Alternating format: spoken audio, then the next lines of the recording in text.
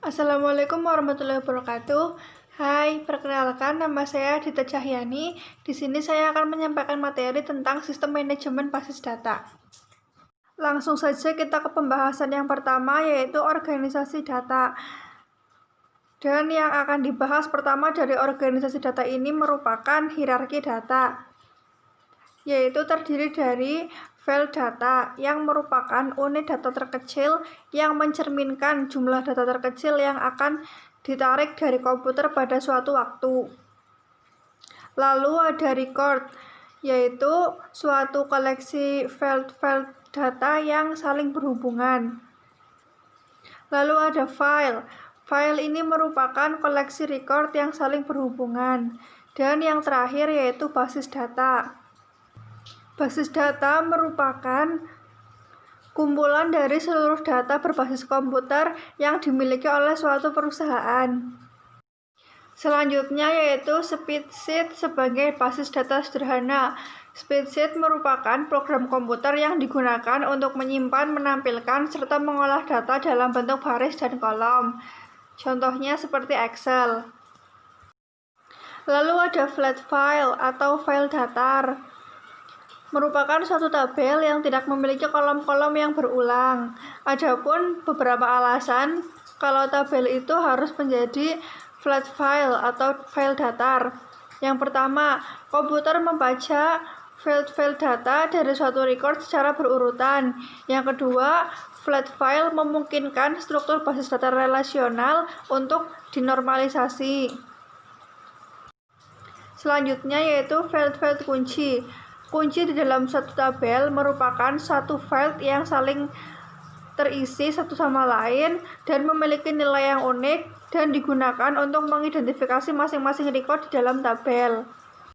Struktur basis data. Yang pertama ada struktur basis data hierarki yang dibentuk oleh kelompok-kelompok data, subkelompok, dan beberapa subkelompok lagi. Selanjutnya ada struktur basis data relasional, dibagi menjadi dua. Yang pertama ada relasi fisik, relasi yang digunakan oleh struktur hierarki dan jaringan. Lalu yang kedua ada relasi implisit, relasi yang digunakan dalam struktur basis data relasional. Selanjutnya yaitu struktur basis data jaringan. Dikembangkan untuk memungkinkan penarikan record-record tertentu yang memungkinkan suatu record tertentu tersebut menunjuk pada record lainnya di dalam basis data.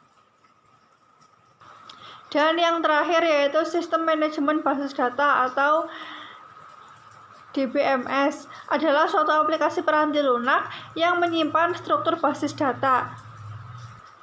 Data-data tersebut saling berhubungan. Selanjutnya yaitu contoh basis data relasional. Yang pertama ada basis data jadwal. Contohnya yaitu data jadwal mata kuliah jurusan akuntansi Fakultas Ekonomi Universitas Negeri Semarang pada tahun 2020. Lalu yang kedua ada konsep basis data. Konsep basis data merupakan integrasi logis record-record yang melintasi berbagai lokasi fisik. Konsep basis data ini dibagi menjadi dua. Yang pertama yaitu data independen dan yang kedua yaitu data dictionary. Lalu ada bagaimana cara membuat basis data. Yang harus kita lakukan yang pertama yaitu menentukan kebutuhan data. Dapat dilakukan menggunakan dua pendekatan. Yang pertama yaitu pendekatan yang berorientasi pada proses dan yang kedua yaitu pendekatan permodelan perusahaan. Yang kedua yaitu menentukan teknik-teknik pemodelan data. Teknik yang dapat digunakan yaitu yang pertama diagram relasi entitas dan yang kedua yaitu diagram kelas. Diagram relasi entitas ini digunakan untuk menguraikan hubungan antara kumpulan-kumpulan data konseptual, sedangkan diagram kelas digunakan untuk menguraikan hubungan data maupun tindakan-tindakan yang mengoperasikan data di dalam relasi. Selanjutnya yaitu menggunakan basis data. Yang pertama ada laporan dan formulir. Mayoritas interaksi pengguna dengan basis data adalah melalui laporan dan formulir.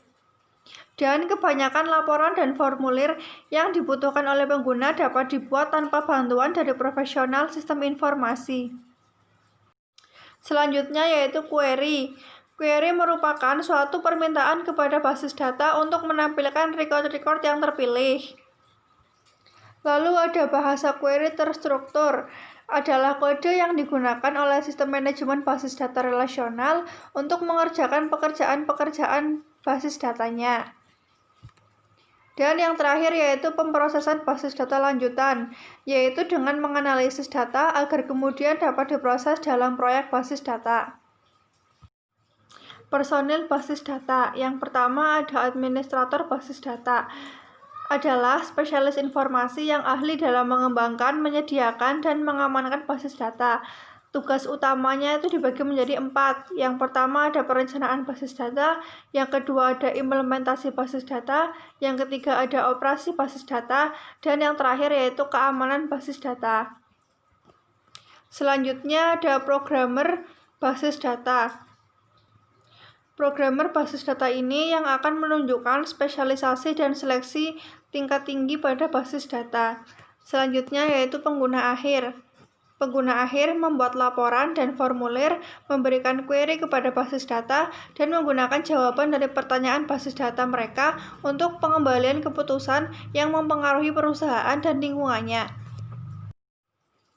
Selanjutnya yaitu menempatkan sistem manajemen basis data dalam perspektif. Di sini kita akan membahas dua, yang pertama yaitu keuntungan di BMS dan yang kedua yaitu kerugian di BMS.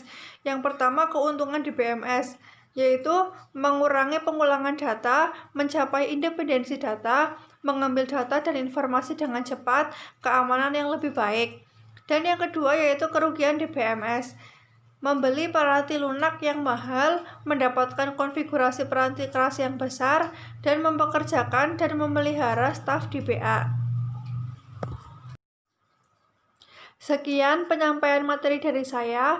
Maaf karena masih banyak kekurangan. Terima kasih. Wassalamualaikum warahmatullahi wabarakatuh.